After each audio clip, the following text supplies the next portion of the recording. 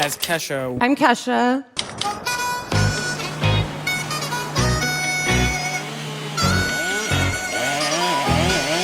It's going down. I'm yelling timber.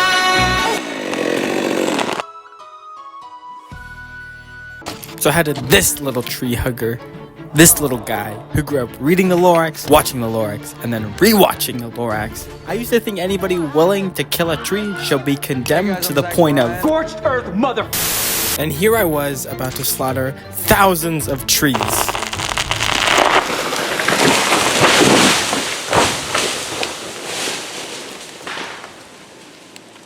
Did I grow soft?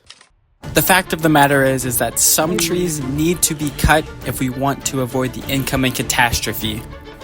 California, more than 3 million acres have burned this season alone. And as the government remains indecisive on this looming crisis, AmeriCorps' most formidable Forest Corps team was deployed to quell the escalating situation.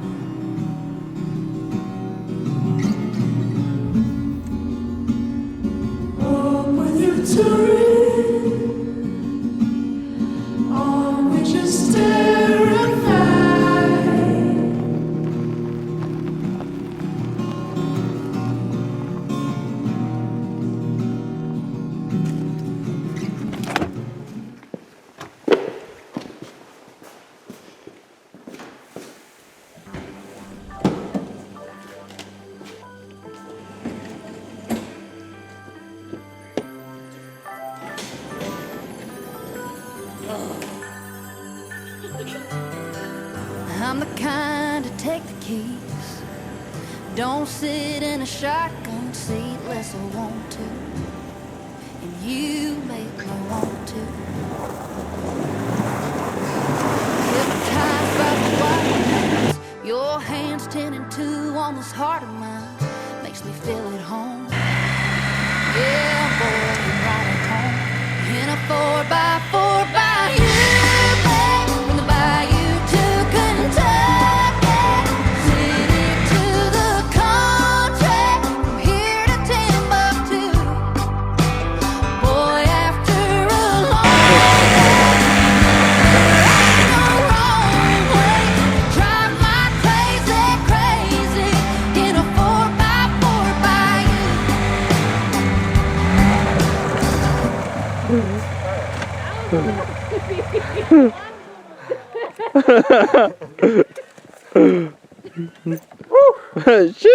Wake up! Wake up! Wake up! Get to work!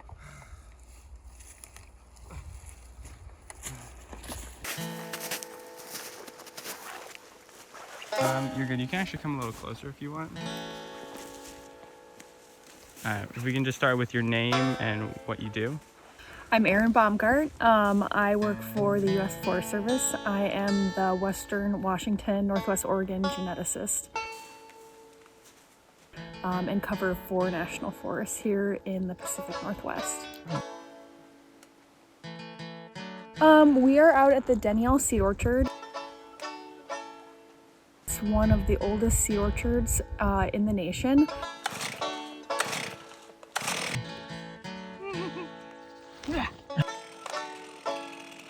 Yeah, the work I had the Forest Corps team do is basically rehabbing the seed orchards. They've been not used as heavily and maintained since the 1990s. All right, pause. Right now, I want to take a little moment to talk about what exactly happened in the 1990s in the Pacific Northwest, and how it not only transformed how the nation viewed our national forests, but how it directly increased the intensity and frequency of wildfires. And to understand that story, we need to start with the man, the myth, the legend. Ladies and gentlemen, Bill Clinton. These allegations are false. Because in 1993, after years of actual war between environmentalists and loggers, then it got to the point where there were death threats. There was threats against me. There was threats against my family. Ran my son off the road with a logging truck a couple times. They held my daughter down in school and tied yellow ribbons around her, which are the symbol of the timber industry. Bill Clinton signed the Northwest Forest Plan. I honestly can't underestimate how huge this plan was. I mean, megos. To this day, the Northwest Forest Plan is still considered the largest commitment to ecosystem management worldwide. It protected over 24 million acres of national forest land in Washington, Oregon, and California, and logging operations on federal lands dropped by 90%. Needless to say, or so they thought. You see, in 2024, after 30 years of the Northwest Forest Plan being implemented, the Forest Service released a report detailing the plan's performance. And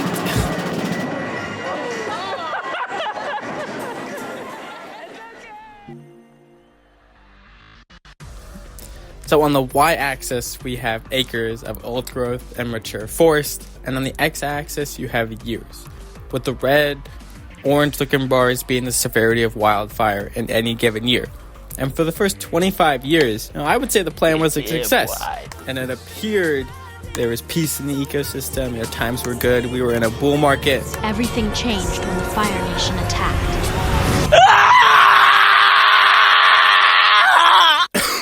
Get a good goal. Get a good goal.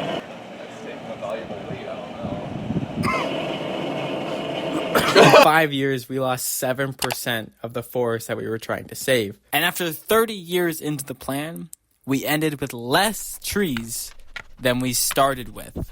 Yeah. You smell that? It was said that you would destroy this and not join them. Bring balance to the force, not leave it in darkness.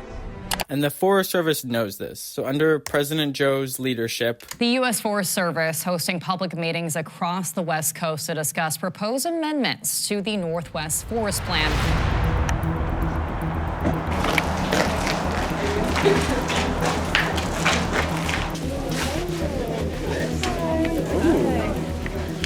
Edgar, how many people do you think are here? Total? Yeah. 37. Boom. You heard it here. At this very contentious meeting. Would you? God, I got it wrong. How you doing tonight? Fantastic. Who else is gonna take it?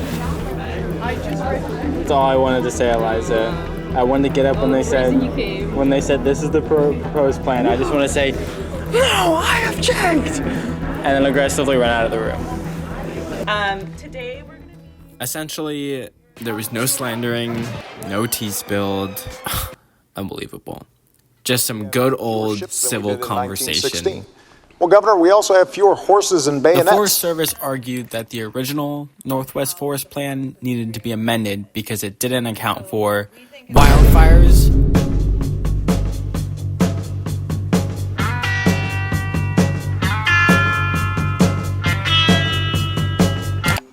in a nutshell, this is what our forests should look like. This is what they currently look like. Literal timber boxes. Our forests are unhealthy because the Forest Service has suppressed wildfire for the past 100 years, and as a result, the underbrush that would have burned away is allowed to grow unchecked. Not only are overgrown forests susceptible to disease, insect infestation, drought, but are actual standing wildfire red flags. Our current forest response to wildfire looks something like this. So right here, you have what most of our national forests look like, and then a wildfire, whoa, boom! Wildfire breaks out, we can't contain it, so it starts burning, and it burns so hot that nothing survives. And the Forest Service argues this is why we see that huge 7% drop, because we have impeded the natural cycle of fire on the ecosystem, and our forests are not fire resilient. In addition to fire, the Forest Service argues the plan needs to be amended because it doesn't include tribal and indigenous community inclusion. I feel like all of this could have been avoided if we did that. And then 3, predictable timber and economic opportunities for the rural communities that depend on them.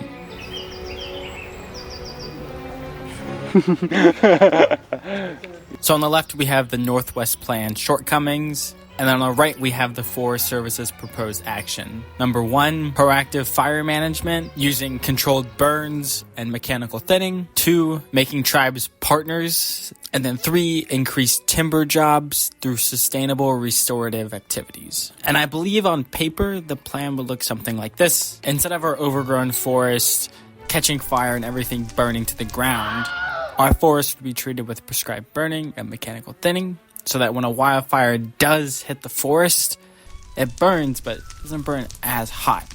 And as a result, trees survive. The ecosystem survives and isn't completely destroyed. Mainstream fire ecologists agree that thinning plus prescribed burning is effective at reducing wildfire risk in most situations.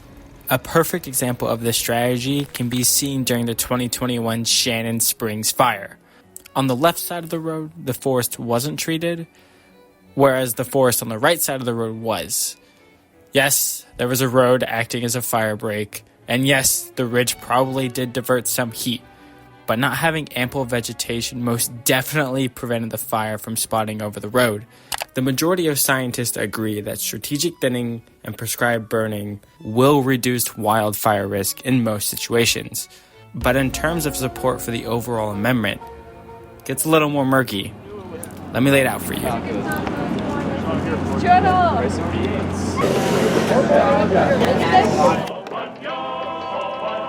So the supporters of the plan are, of course, you have the timber companies who are currently frothing at the mouth over the thought of cutting into some of that old wood. Some Forest Service professionals, some wildfire managers, and some tribal groups, environmental groups, and some scientists. And then those that oppose, we have some Forest Service professionals, some wildfire managers, some tribal groups, environmental groups, and some scientists. In my personal opinion, who majored in econ and finance and who has only really walked around in the woods for over a year, my view of this proposed amendment revolves around the interpretation of a single word. Thinning. Thinning as in protecting and fortifying large fire-resistant trees near communities by strategically removing ladder fuels, the overgrown underbrush, and some mature trees with a clear objective being ecological restoration and community resiliency, or thinning as in opening up large swaths of remote forests to commercial logging and clear-cutting old growth so shareholders can benefit immensely under the guise of fire prevention and safety. Because there are multiple ways to interpret the word thinning, there are vastly different financial and ecological outcomes of a thinning project. How you define thinning and the perspective you are coming from will either make this amendment feel like it's something out of the ninth circle of hell, or a really good idea.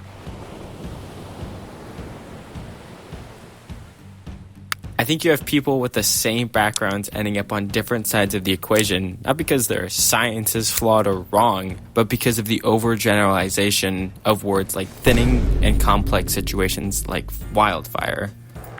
In the end, though, I think under the right leadership, this plan could have had the potential to, as Adele once said,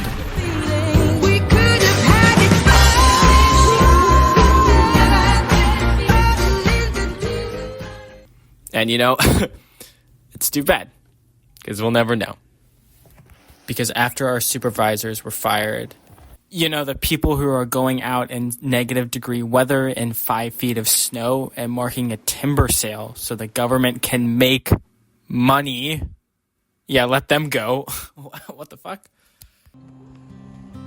In the middle of nowhere, our program was cut short out of fear that we were next.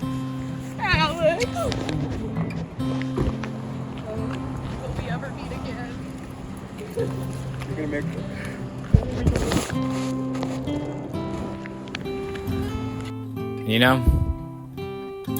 it sucked, because I loved this program.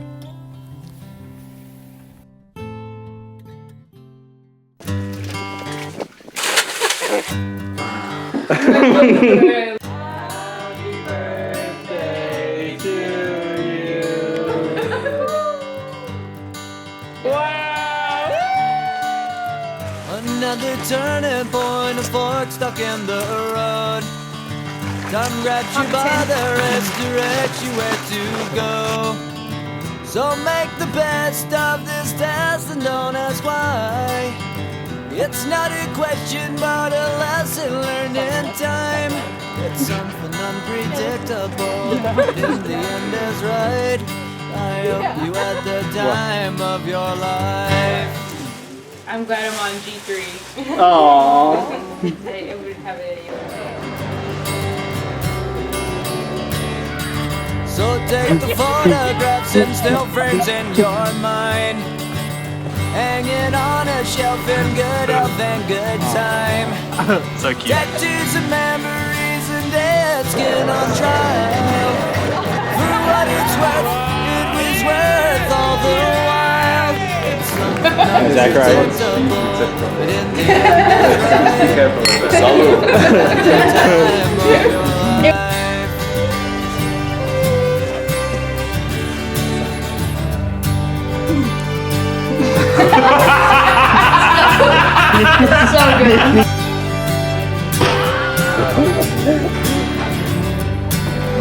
Jack, I want you to draw me like one of the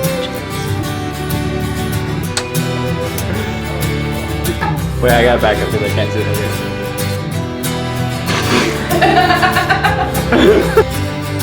It's something unpredictable, but in the end it's right. I hope you had the time of your life.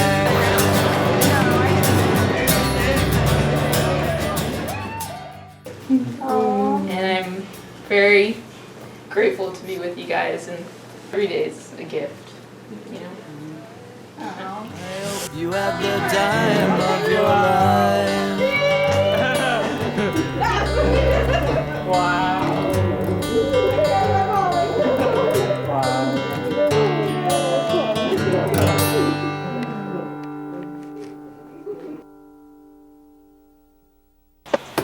I guess I'm trying to say there are valid safety and ecological reasons to cut a tree.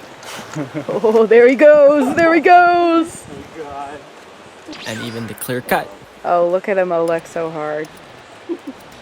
But these actions must be done strategically and on a case-by-case basis.